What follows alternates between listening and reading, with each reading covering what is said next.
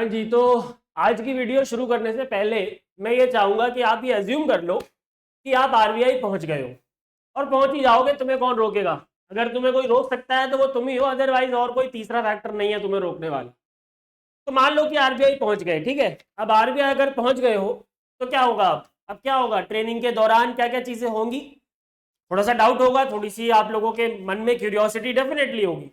तो चलो आज हम इसी के ऊपर बात कर लेते हैं कि भाई क्या क्या चीजें होंगी आफ्टर द ज्वाइनिंग। तो सबसे पहले क्या होगा, सबसे पहले होगी तो ज्वाइनिंग होगी जी, ठीक है। आपको किसी भी रीजनल ऑफिस में बुलाया जा सकता है, दिल्ली, मुंबई, चेन्नई, कोलकाता, पटना, लखनऊ, कानपुर, बहुत सारे रीजनल ऑफिसेज हैं आरबीआई के, वहां पे आपको बुलाया जाएगा, आपकी ज्वाइनिंग होगी, वो आपके ज्वाइनिंग लेटर में आएगा।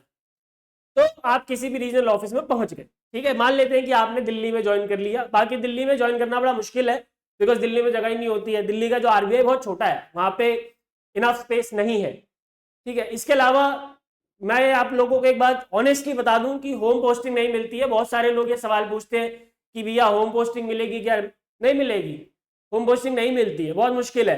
एंड आपको क्यों चाहिए होम पोस्टिंग, जब आपने एक बार सोच लिया है कि आपको आरबीआई में नौकरी करनी है तो फिर देश में कहीं में भी करो, प्रॉब्लम क्या है, उसमें क्या प्रॉब्लम है। आपको देश के अंदर तो रखेंगे ना भाई, देश के बाहर तो नहीं भेजेंगे। एंड आरबीआई में तो बेस्ट बात यह है कि आरबीआई के जितने भी ऑफिस हैं वो स्टेट कैपिटल या सिटीज में ही है, तो एटलीस्ट आपके पास ये एडवांटेज है। बाकी गवर्नमेंट जॉब्स में अगर आप देखोगे तो कहीं पे भी भेज देते हैं, यहाँ पे कम से कम ये एडवांटेज तो है कि कम से कम कैपिटल में या फिर सिटीज में ऑफिस है ना। तो अब आरबीआई आपने मान लो ज्वाइन कर लिया, सबसे पहले दिन क्या होगा, सबसे पहले दिन और सबसे पहला काम जो आपका होता है वो होता है डॉक्यूमेंट वेरिफिकेशन का। अब डॉक्यूमेंट वेरिफिकेशन में क्या क्या चीजें चाहिए होती हैं जी। सबसे पहले तो आपके जो भी एजुकेशनल क्वालिफिकेशन सर्टिफिकेट्स है वो चेक होंगे। इसमें क्या क्या चेक होगा, 10th का सर्टिफिकेट, 12th का सर्टिफिकेट, ग्रेजुएशन का सर्टिफिकेट और मास्टर्स का सर्टिफिकेट अगर एप्लीकेबल है आपके केस में तो, ठीक है। अब इन सारे सर्टिफिकेट्स में आपके परसेंटेज चेक होंगे जो आपने अपने एप्लीकेशन फॉर्म में भरे थे कि वो एग्जैक्ट है कि नहीं, पहली चीज। दूसरी चीज, आपका नाम, आपके फादर का नाम, आपके मदर का नाम, सारी exact spelling by spelling check होगा, वर्ड टू वर्ड चेक किया जाएगा कि सब कुछ करेक्ट है या नहीं। ना मान लेते हैं कि कोई गलती से आपने अपने एप्लीकेशन फॉर्म में आपने परसेंटेज जो है वो गलत लिख दिया। मान लेते हैं कि मेरी परसेंटेज ग्रेजुएशन में 64.83 थी, मैंने उसको 64.38 लिख दिया, तो क्या मेरे पास इसका कोई करेक्शन करने का मौका नहीं है? आप क्या करोगे, एक लेटर लिखोगे टू सीजीएम, एक ईमेल कर दोगे कि भाई I mistakenly written this, I have mistakenly written this, और इसका सही जो परसेंटेज है वो ये है। मान लेते हैं कि आपके नाम में कोई गलती हो जाती है, ठीक है, जैसे my name is Manish Mishra, तो मैं स्पेलिंग में गड़बड़ कर देता हूं, MANISH की जगह HS कर देता हूं, तो उसका मैं एफिडेविट दे दूंगा कि this is the correct spelling of my name as given in my certificates, application form में मेरे से गलती हो गई। तो ऐसा हम कर सकते हैं, इतना कोई भारी गलती नहीं। अगर आपसे एप्लीकेशन फॉर्म में थोड़ी बहुत माइन्यूट गलतियां हो गई हैं, अब बिल्कुल ही आपने नाम ही बदल दिया है तो फिर भाई कोई माइन्यूट गलती नहीं है, मनीष की जगह मशीन लिख दिया है आपने, so that is not a minute mistake, ठीक है।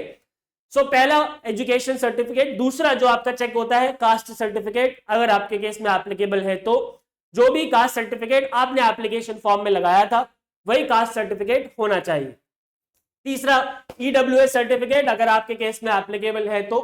चौथा PWD सर्टिफिकेट, और पांचवा अदर कोई भी सर्टिफिकेट अगर आरबीआई मानता है। मान लेते हैं फॉर एग्जांपल कुछ गवर्नमेंट एम्प्लॉइज होते हैं जिनको एनओसी देना पड़ता है, तो अगर इंटरव्यू के टाइम पे भी चेक किया जाता है, अगर उस टाइम चेक नहीं किया जा रहा है तो at the time of joining they will definitely require NOC from your previous department. पिछले वाले डिपार्टमेंट से एनओसी आपको देना ही पड़ेगा, जो भी आपका पिछली जिस भी सरकारी नौकरी में थे आप, उनको आप एनओसी देना पड़ेगा। प्राइवेट सेक्टर में नौकरी करने वालों को एनओसी देने की जरूरत नहीं है।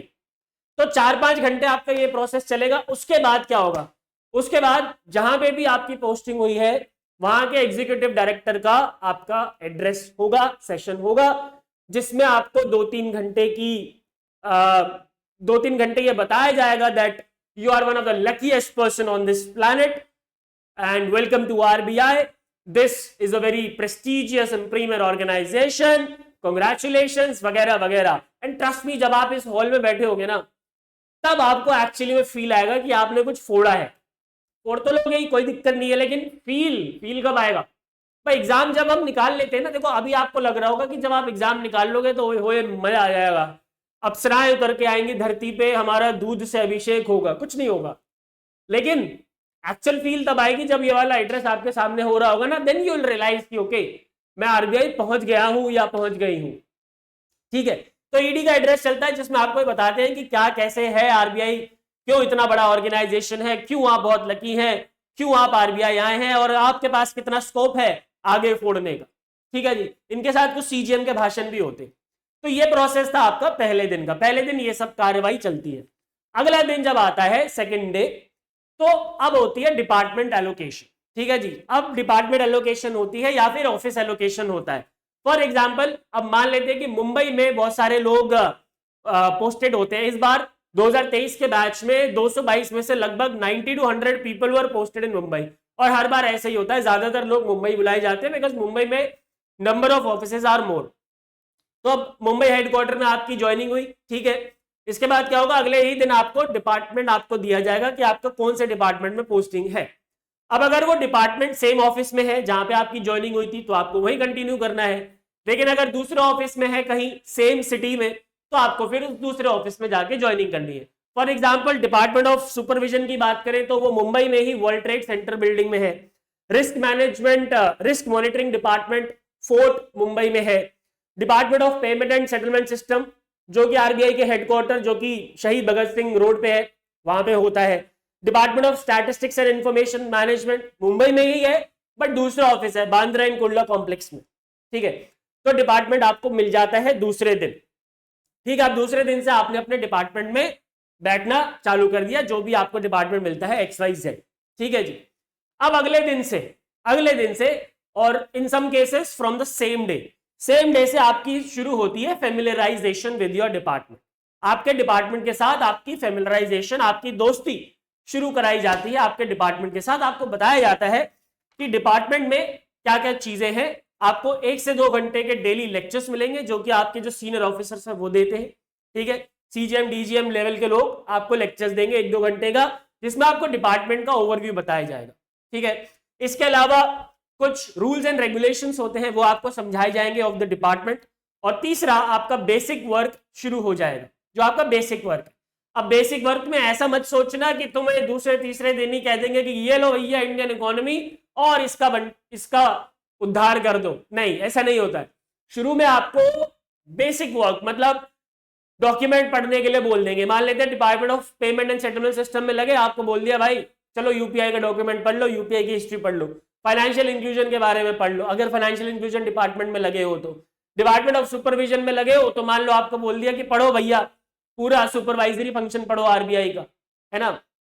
मान लो रिस्क मॉनिटरिंग में लगे हो तो बोल दिया पढ़ो कितने तरीके के रिस्क होते हैं, क्या होते हैं। बेसिक बैलेंस शीट पकड़ा दी कि ले भैया ये देख आरबीआई की बैलेंस शीट है, इसको देख ले फटाफट से। तो बेसिक काम होता है, बिल्कुल बिल्कुल क्लरिकल काम होगा। शुरू में बहुत ज्यादा बोरिंग सा भी फील होता है कि भाई ये क्या कर रहा हूं मैंने तो सपना देखा था कि मैं तो आते ही आरबीआई में घुसूंगा और इन्फ्लेशन को अपने मुट्ठी में कर लूंगा और एम्प्लॉयमेंट को ऊपर ले जाऊंगा, ये स्कीम्स वगैरह लॉन्च करूंगा या करूंगी, बट ऐसा तो कुछ नहीं हो रहा। यहाँ तो मेरे को पढ़ने के लिए बोल रहे हो, ये तो मैं पढ़ के आया था। थोड़ा सा सब्र करो माय डियर फ्रेंड्स, थोड़ा सा पेशेंस रखो तो सब हो। ठीक है, पहले दिन में ही आपको थोड़ी ना वो गवर्नर के साथ बिठा देंगे कि सर जाइए प्लीज, आप ही का इंतजार था आरबीआई में, अब आप आ गए हैं तो क्यों ना अब हम आरबीआई का उद्धार करवा दें।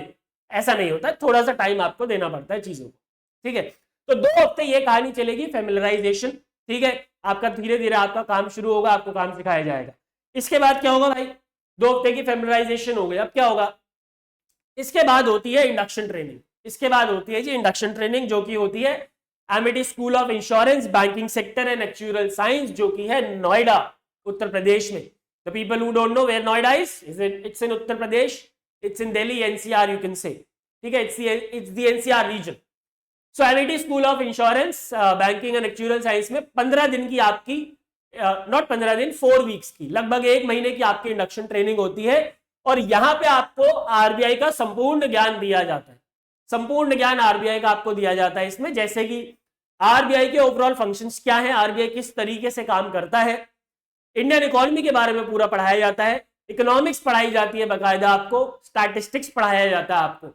अब देखो यहीं पे आप लोगों के दिमाग में आएगा क्यों पढ़ा रहे हैं यार, हमें तो आता है। नहीं आता है ना, आप हो सकता है आप में से कुछ कॉमर्स बैकग्राउंड के हैं, लेकिन हो सकता है कि कुछ साइंस बैकग्राउंड से है या ह्यूमैनिटीज बैकग्राउंड से, उन्हें तो नहीं आता, उन्होंने तो बस एग्जाम में जितना सिलेबस था वो पढ़ के चले गए, राइट।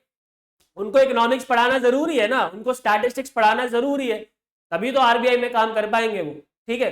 तो 15 दिन की, नॉट 15 दिन की, 4 हफ्ते की आपकी इंडक्शन ट्रेनिंग होती है। और यहाँ पे जितने भी ऑफिसर्स होते हैं सारे, जितने भी रीजनल ऑफिस में जहां जहां पोस्टिंग हुई है सब जगह से यहाँ पे लोग पहुंचेंगे। मतलब 222 अगर 2023 में सिलेक्ट हुए थे तो सारे के सारे ऑफिसर्स यहाँ पे आते हैं। ये एमिटी स्कूल में इसलिए होता है क्योंकि आरबीआई ने इसको आउटसोर्स करा हुआ है टू एमिटी इंस्टीट्यूट, ठीक है जी। ये हो गया आपका इंडक्शन ट्रेनिंग 4 हफ्ते का। अब यहां से वापस अपने चले जाएंगे आप लोग अपने अपने ऑफिस में जो आपको अलॉट हुए थे, और उसके बाद जो फाइनल स्टेप होता है वो होता है training at RBI staff college, जो कि है चेन्नई में। अब यहां पे होती है आपकी 15 दिन की फाइनल ट्रेनिंग। 15 दिन की फाइनल ट्रेनिंग यहां पे होती है जिसमें आपको अगेन और बेसिक न्यूएंसेस, बेसिक जो निटीज एंड ग्रिटीज है ऑफ आरबीआई उसके बारे में अवेयर कराया जाता है, उसके बारे में अवगत कराया जाता है, ठीक है। तो ये होती है 15 दिन की। अब यहाँ पे प्रॉब्लम आरबीआई ने फेस करी कुछ दिन पहले कि अब पिछले 3-4 साल से आपने देखा होगा कि लगभग 200 वैकेंसी आती है, but in this RBI staff college there it can only accommodate around 100 people. पहले ऐसे ही होता था, 100 के आसपास वैकेंसीज आती थी, बट अब 200 के आसपास आने लगी है। तो इसके लिए क्या करते हैं, जो डिपार्टमेंट ऑफ सुपरविजन वाले लोग हैं जिसमें सबसे ज्यादा लोग जाते हैं, उनकी जो ट्रेनिंग है वो कॉलेज ऑफ सुपरविजन जो कि मुंबई में है वहां पे करवाई जाती है और बाकी लोगों की यहाँ पे, ठीक है जी, ऐसा होता है। और सुपरविजन सबसे ज्यादा लोगों को मिला है 2023 में, लगभग 70 लोगों को, 80 लोगों को डिपार्टमेंट ऑफ सुपरविजन मिला है, ठीक है, क्योंकि वही सबसे बड़ा डिपार्टमेंट है और उसी का सबसे बड़ा ऑफिस, ठीक है। तो ये था पूरा ट्रेनिंग प्रोसेस। इसके बाद आपकी आम जिंदगी आरबीआई में शुरू हो जाती है।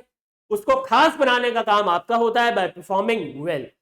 एक सवाल आप लोगों के दिमाग में आ रहा होगा कि क्या इस ट्रेनिंग पीरियड में सैलरी कम मिलती है? ऐसा कुछ नहीं है, सैलरी आपकी पहले महीने से ही शुरू हो जाती है, कोई दिक्कत कोई परेशानी नहीं है। जितनी आपकी सैलरी है, जितनी आरबीआई ने आपको बताई थी नोटिफिकेशन में, उतनी ही आपको पहले महीने से मिलना शुरू हो जाती है, ठीक है जी। ऐसा नहीं है कि ट्रेनिंग के बाद पैसा मिलेगा, it's a kind of on the job training, ठीक है। तो आई होप आप लोगों को समझ में आ गया है कि जब आप आरबीआई पहुंचेंगे तो कैसे आपके दिन बीतने वाले हैं।